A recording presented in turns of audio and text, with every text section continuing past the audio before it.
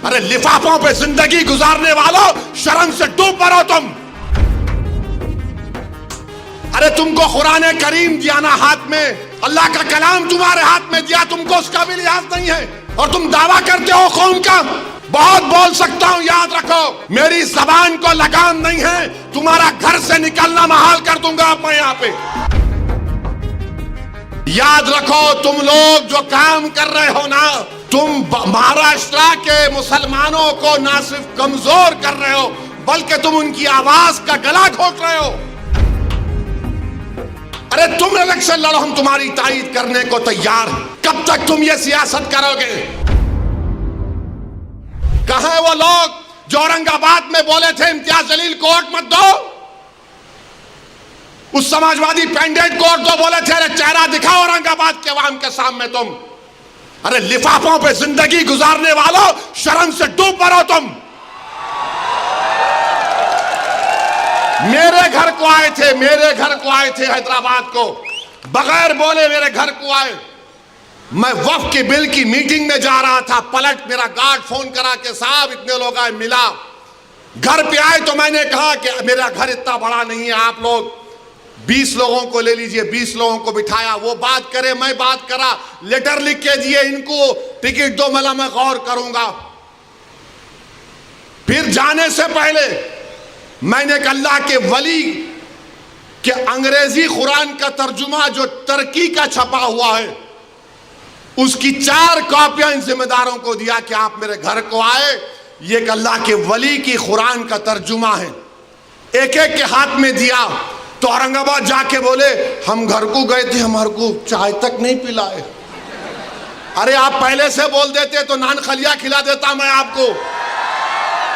मेरे को नहीं मालूम था कि तुम मेरे घर को खाना खाने आ रहे।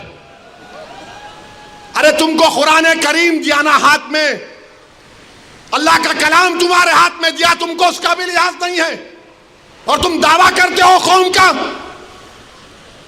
बहुत बोल सकता हूं, याद रखो मेरी जबान को लगाम नहीं है, तुम्हारा घर से निकलना महाल कर दूंगा मैं यहां पे। मेरे भाई इमाम शाफई मुफ्ती साहब बैठे हुए, इमाम शाफई रहमतुल्लाह अलैह का जमाना है।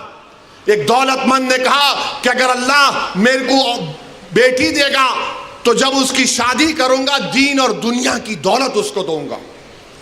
जब बेटी की शादी का मौका आया, उलमाए किराम के पास गया। उलमाए किराम ने कहा कि नहीं, तू नहीं दे सकता,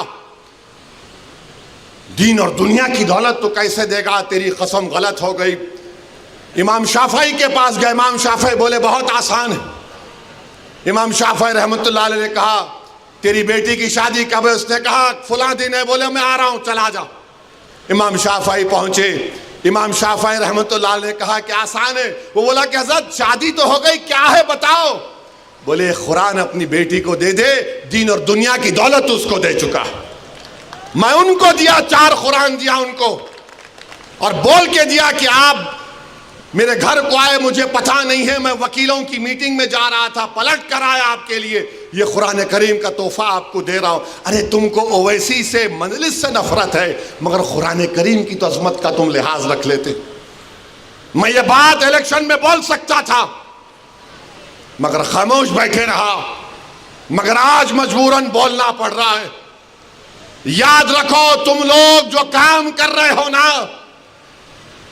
तुम महाराष्ट्र के मुसलमानों को ना सिर्फ कमजोर कर रहे हो बल्कि तुम उनकी आवाज का गला घोट रहे हो।